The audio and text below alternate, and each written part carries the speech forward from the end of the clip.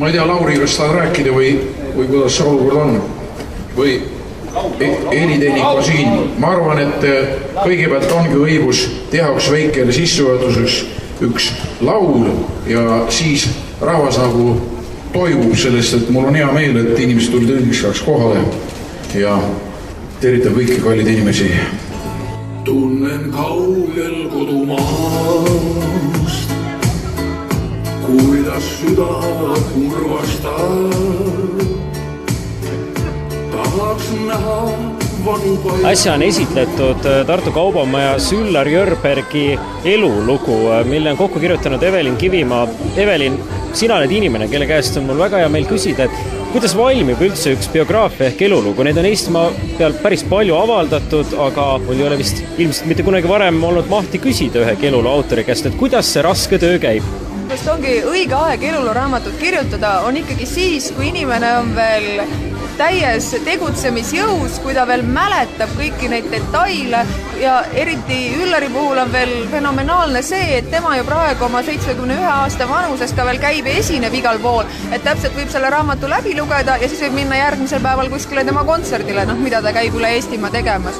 Aga see eluluuraamatu tegemine sellisel meeldival viisil näebki siis niimoodi välja, et ammutad otsesest allikast ehk siis sellelt inimese enda käest küsid, räägid ja selles mõttes see on ikkagi nagu väga pikk töö, et me saime kokku vist, oli see nüüd tosin või rohkemgi kordi, räägid ja räägid tundide kaupa, 4 tundi korraga, 5 tundi korraga, 6 tundi korraga, et Üllar oli nagu väga vastupidav ja siis, sest kui sa võtad, et elu on olnud 71 aastat, siis see on lihtsalt nii pikk aeg, et juba füüsiliselt selle läbirääkimine võtab nagu tohutult palju aega. Kuidas teemade läbitöötamine käib, et lihtsalt võtad lintmakki, lähed kohale, paned lauale salvestama ja siis räägite või on seal ikkagi mingisugused sellised nii-öelda alateemad, et elu laval, plaatide tegemine, pereelu, kuidas sina lähenesid materjali küsimisel ja salvestamisel ja kogumisel? Ütleme, et kui nüüd räägid, siis võtad nagu ühe teema, näiteks alustad lapsepõlvest, aga paratamatult sealt tulid ikka mõned kõrvalepõikad, et midagi seal tulevikku, midagi ette ja taha, samamoodi räägid mingist teisest teemast, sealt tuleb mingi paralleel. Ja siis nagu niimoodi hakkadki vaatama, et kuidas kujunevad välja sellised korduvad teemad, sellised läbivad motiivid, et mis on nagu olulised inimese jaoks, et kas ta mainib seda korra või see tuleb tal niimoodi pidevalt jutuks. Ja siinkohal ma olen seda täna juba korduvalt maininud, et Üllar on olnud läbi aegade väga tubli spordiinimene ja mida ma ennem ei teadnud, oli see, et Üllar on olnud ka tubli uisutaja. Ja mina esitan siinkohal retoorilise küsimuse, aga tähed jääd, miks ei olnud? Nii et teletoimetajatele siinkohal ka väike ninanips, et kui te nüüd järgmisel hooajal hakkate komplekteerima niigi nõrga uisutamisoskusega inimesi, siis te teate, et üks on, näete meil siin kõrval, aplodeerime talle. Minul on hea meel tervitada meest, kes mõistab popmuusika süvahoovusi. Onu Bella, sinu käest on väga paslik küsida, et mis on Üllar Jörbergi fenomen? No Üllarit peab sügavuti tundma. Ega Üllari pealist tundmine ei vii mitte kedagi mitte kuhugile. Tuleb lihtsalt teha temaga rohkem koostööd ja kaastööd, süüa ära näiteks puud soola ja siis on selge. Minu üks noor sõber, kui kuulis, et ma lähen nimetatud raamatu esitlusele, ütles mulle otsesõnu, et kuule, aga Jörpa on täielik jama.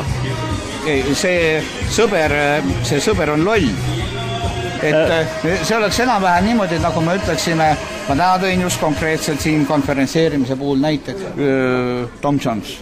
Kui me ütlesime Tom Jonesi või Cliff Richardi kohta, et nad on ju jama, siis muusikaentusiastide hulgas teid lihtsalt lintšitakse ära, antakse tappa kõige otsesemas mõttes. Suures linnas pole vaikust ja ei kõla ükski tuttav kuus. Enne veel, kui esimesed laulutekstid Jörbergile paberile said, tegin pika ja põhjaliku eeltöö. Esiteks Üllari varasem loomingu süvaanalüüs, peaasjalikult laulutekstide semiootika ja meelisteemade süstematiseerimine. Teiseks suure hulga Üllari raadiointervjuude läbikuulamine. Olgu lisatud, et Jörpa raadiosooritusi salvestati ja kollektsioneeriti. Fännid vahetasid neid. Kolmandaks, ebasoovitavate teemade ja olukordade kataloogimine. Kasutasin välistamismeetodit. Sõelale jäid tegevused, paigad ja tegelased, mille puhul oleks minimeeritud riskid, et esitaja teksti tagasi lükkaks. Ja tegevused, tantsimine, päivitamine ja logelemine rannas, tutvumine naistega, suudlemine, pidutsemine, ilma rõhutatud vihjed alkoholi tarbimisele. Viin ja õlu absoluutselt välistatud. Paigad, kõik paigad, mis asuvad soojas kliimas, erandina Eesti soojal ajal. Tegelased, inimesed ja loomad. Nii et Evelin, minu sügav kummardus, et sa võtsid vaevaks tsiteerida siinkõneleja 2 kuud varem ilmunud raamatut ja ma olen liigutatud. Meelest meile kao, et tunne õnneski suurest. Üllar, mina mõtlesin eluloo raamatu peale, et mõned mehed elavadki selle nimel, et neist ükskord raamat kirjutataks. Kuidas sinuga on? Kas eluloo raamat on elu kõige kõrgem tipp, see, mille poole pürgida ja kuhu sa jõudnud oled? Ma arvan, et tipp ta ei ole. See on kokkuvõte minu elust. Kuna ma tegelen laulmisega, siis minu tipphetked on isegi momendil, aga need tipphetkesid võib elus palju olla. Üks nendest on ka muidugi see raamatu ilmumine, sest sinna sai nagu kaante vahele üht-teist muidugi kõiki jõu ära rääkida, sest natuke võid endale hoidma, aga ma olen väga rahul. Artisti pool tuleb alati küsida loomulikult laval käimisest. Praegu on detsembrikuu, mis on artistidele alati olnud selline väga tõsine töökuu. Kas sa mäletad või oled kokku löönud, kui palju on sinu detsembrikuu esinemiste rekord, kui mitu esinemist ühe jõulukuuga suudab inimene anda? No ajad on kõvasti muutunud, aga kunagi, ütleme 10 aastat tagasi, siis oli ka rohkem kõvasti esinemisi üldse. Kui mõni seal ansambel või laulja räägib, et tal on tohutu palju tööd ja jõuasigi ära teha, ma natuke kahtlen, aga enda saba peab ikka kergitama, aga ma ei usu, et nii palju kohti ja neid pakkumisi on, sest ma käin ka üle Eesti siin ringi. Aga mul on normaalselt, et ma ei pingut üle, aga ma ei taha nii, et olen nagu mingi kordi vang, et teed ja siis ainult selle nimel, et tuleb mõnu tunda ja kui sa teed natuke isegi vähem, siis on see tunne palju parem, et sa ei muutu nagu robotiks. Aga tööd mul on ja ma olen täitsa rahul. Selge see.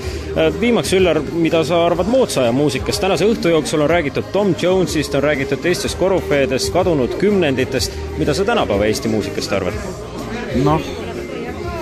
Eks telekas on näha, mida need noored teevad aga mina ei ole selle otsustaja, sest siin on kõvemad bossid, kes seda seal laua taga otsustavad võib-olla žürii ja muidugi raadiod ei valgusta alati inimest. Raadiotel on teine funktsioon ja lükatakse ühte lugu ja see lugu ei pea hea olema, aga lihtsalt keritakse hommikul õhtuni. Aga järelkasvu meil on, et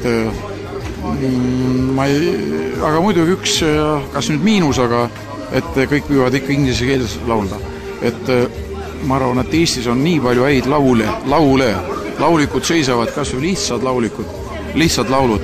Et sealt annaks töödelda ümber ja neid Eesti heliloete laul on väga palju.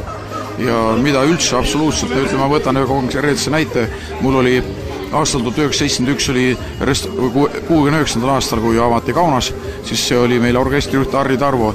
Tal siiamaani vist laulik kusagil seisab raamatukogus tohutu palju häid laule. Nii et näited võib veel tuua. Selge see. Aga meie soovime sulle jõudu ja jaksu. Mina ka siis raadio FM-ile ja Ring FM. Ring FM. Ring ja Võru meestele. Just. Ja Tartu meestele. Olge tublid.